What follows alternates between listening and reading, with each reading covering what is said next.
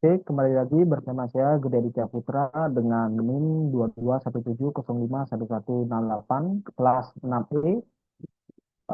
Pada kesempatan kali ini saya akan membahas mengenai review suatu artikel dengan judul Perubahan Kurs Rupiah, Laju Inflasi, dan Fluktuasi Kurs Valuta Asing pada Performa Indeks Harga Saham Syariah Indonesia atau ISSI. Nah, sebelum lanjut ke topik pembahasan, saya akan menjelaskan dulu mengenai identitas artikel yang akan saya review. Nah, untuk judul artikelnya itu dampak perubahan kurs rupiah, laju inflasi, dan fluktuasi kurs valuta asing pada performa indeks harga saham syariah Indonesia. Nah, untuk jurnalnya sendiri yaitu JEMSI atau Jurnal Ekonomi Manajemen Sistem Informasi. Nah, untuk volumenya itu volume 2 nomor 5 Mei tahun 2021. Untuk tahun publikasi jurnalnya itu tahun 2021. Nah, untuk penulisnya sendiri yaitu ada Anissa Eli Oktaviani, Hilda Mary, Deini Tasari, Elvi Swandi, dan Jeffrey Yeni. Nah, pertama itu saya akan membahas mengenai topik dan isu atau fenomena yang diangkat dalam artikel ini. Nah, adapun topik yang diangkat pada artikel ini yaitu perubahan kurs. Nah, secara singkat, topik ini membahas tentang bagaimana pergerakan nilai tukar mata uang suatu negara terhadap mata uang negara lain dapat mempengaruhi berbagai aspek ekonomi dan keuangan, termasuk pasar saham. Nah, kurs mata uang itu merupakan harga dari mata uang suatu negara dalam harga mata uang negara lain. Nah, untuk isu atau fenomenanya itu sendiri itu mengangkat bagaimana performa indeks harga saham syariah, khususnya indeks harga saham syariah Indonesia atau ISSI, dapat dipengaruhi oleh perubahan kurs rupiah, laju inflasi, dan fluktuasi kurs valuta asing. Nah, hal ini menjadi menarik karena menunjukkan bagaimana faktor ekonomi makro dapat berdampak langsung pada kinerja keuangan sektor syariah yang terus berkembang di Indonesia. Nah, untuk teori-teori yang digunakan dalam artikel ini yaitu yang pertama ada indeks saham syariah Indonesia atau ISSI. Nah, di mana ISSI sendiri merupakan indeks harga saham yang menghitung harga rata-rata saham untuk jenis kegiatan usaha yang memenuhi kriteria syariah, yang dimana saham-sahamnya itu tidak bertentangan dengan nilai-nilai syariah atau prinsip-prinsip syariah. Yang kedua yaitu kurs rupiah atau nilai tukar.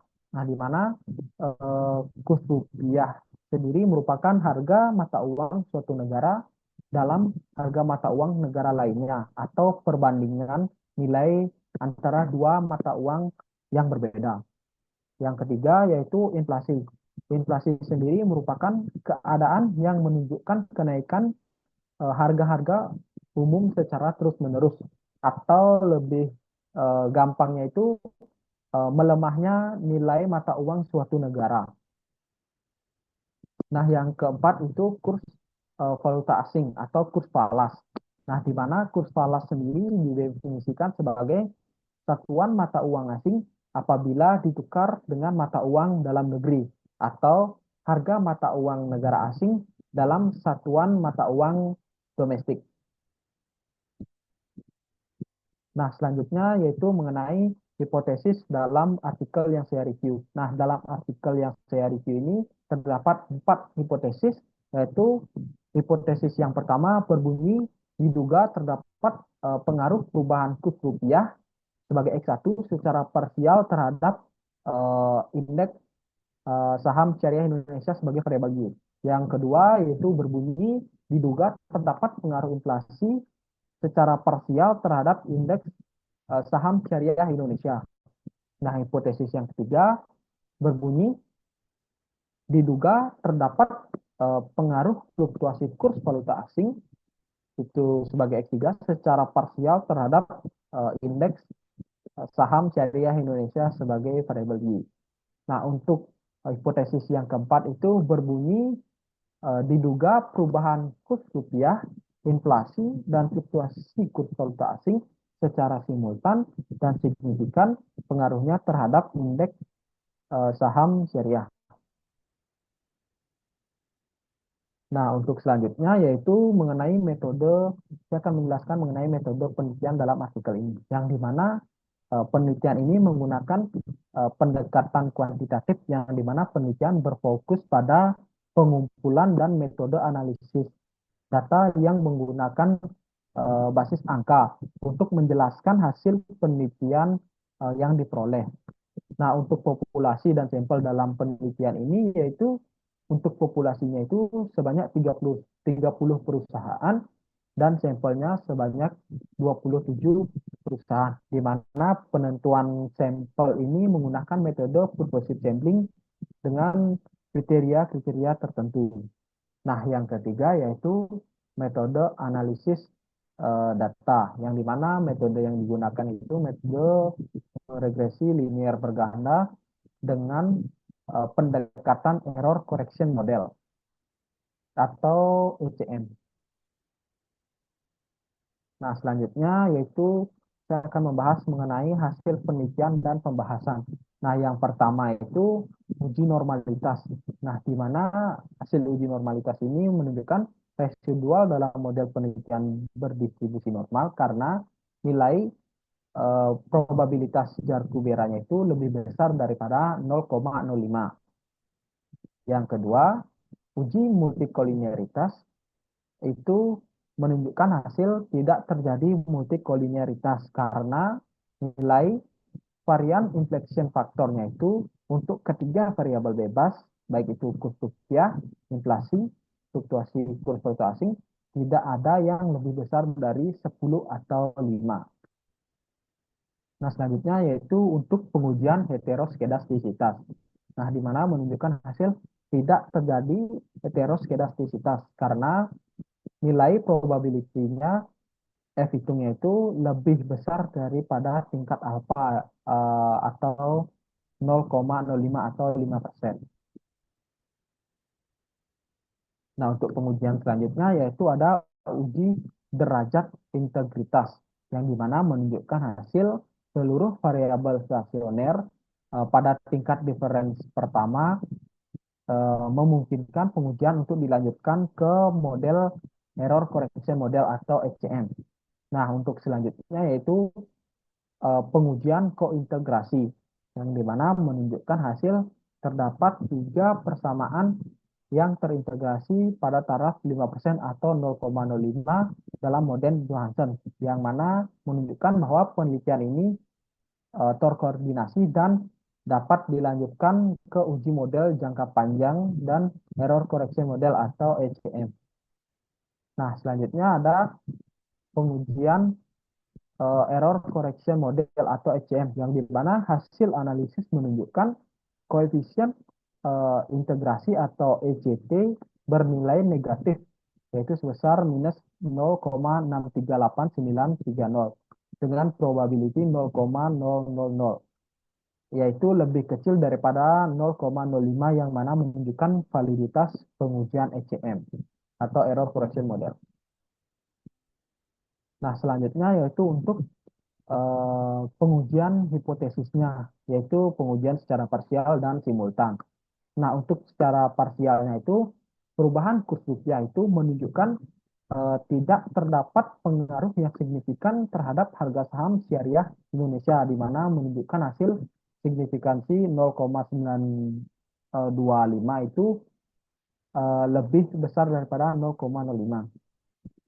Yang kedua yaitu laju inflasi, di mana hasil pengujian menunjukkan tidak terdapat pengaruh yang signifikan terhadap harga saham syariah, yang dimana menunjukkan hasil nilai signifikan 0,8045, yang artinya lebih besar daripada 0,05. Yang ketiga yaitu fluktuasi kurs valuta asing, yang dimana menunjukkan hasil tidak terdapat pengaruh yang signifikan terhadap harga saham syariah Indonesia. karena menunjukkan nilai lebih besar daripada 0,05. Nah, untuk pengujian secara simultannya itu mendapatkan hasil eh, pengaruh, terdapat pengaruh yang signifikan eh, dari variabel perubahan kurs rupiah, laju inflasi, dan fluktuasi kurs valuta asing secara simultan terhadap harga saham syariah, yang dimana nilai menunjukkan signifikan 0,0029, di mana pastinya lebih kecil daripada 0,05. Nah, untuk kesimpulan atau saran dari artikel ini yaitu tidak terdapat pengaruh dan signifikan variabel perubahan kurs terhadap harga saham syariah pada perusahaan yang terdaftar di BI periode 2015 sampai 2019. Yang kedua yaitu tidak terdapat pengaruh dan signifikan variabel laju inflasi terhadap harga saham syariah pada perusahaan yang terdaftar di Bursa Efek Indonesia pada periode 2015-2019. Yang ketiga yaitu tidak terdapat pengaruh dan signifikan variabel fluktuasi kurs valuta asing terhadap harga saham syariah Indonesia pada perusahaan yang terdaftar di BI periode 2015 sampai 2019. Nah, yang keempat yaitu terdapat yang pengaruh dan signifikan variabel perubahan kurs rupiah, laju inflasi, dan fluktuasi kurs valuta asing terhadap harga saham syariah pada perusahaan yang terdaftar di Bursa Efek Indonesia periode 2015 sampai 2019. Nah, selanjutnya saya akan membahas mengenai kelebihan dan kekurangan dari artikel yang saya review. Yang pertama untuk kelebihannya, yaitu yang pertama menggunakan metode error correction model yang cocok untuk data time series dan mampu menganalisis hubungan jangka panjang dan jangka pendek. Yang kedua yaitu menggunakan uji asumsi klasik yang lengkap, yaitu uji normalitas, multikoliniaritas, heteroskedastisitas untuk memastikan validitas model regresi. Yang ketiga yaitu fokus pada indeks saham syariah Indonesia atau ISSI, di mana memberikan kontribusi pada literatur keuangan syariah yang secara spesifik. Yang keempat yaitu adanya uji stasioner dan kointegrasi yang menunjukkan kelayakan data untuk analisis error correction model. Nah, selanjutnya yaitu kekurangan dari artikel ini, yaitu yang pertama yaitu ukuran sampelnya relatif kecil, yaitu sebanyak 27 perusahaan, yang mana mungkin membatasi generalisasi hasil. Nah, yang kedua yaitu periode penelitian itu dari 2015 sampai 2019, yang dimana mungkin tidak mencakup dinamika pasar terbaru setelah periode tersebut. Nah, yang ketiga yaitu meskipun menggunakan error correction model, pembahasan hasil parsial masih menyertakan interpretasi semakin tinggi bla bla bla, maka akan mengakibatkan semakin tingginya bla bla bla. Yang kurang tepat untuk hasil yang tidak signifikan. Nah, untuk kesimpulan review artikel ini yaitu secara keseluruhan topik perubahan kurs sangat relevan dengan dinamika pasar keuangan, terutama kaitannya dengan performa indeks harga saham syariah Indonesia atau ISSI. Nah, artikel yang saya review ini memberikan insight yang menarik mengenai bagaimana perubahan kurs rupiah, laju inflasi, dan fluktuasi kurs valuta asing meskipun secara parsial tidak berpengaruh signifikan, tapi secara simultan memiliki pengaruh yang signifikan terhadap ISSI. Nah, sekian review artikel dari saya ucapkan terima kasih.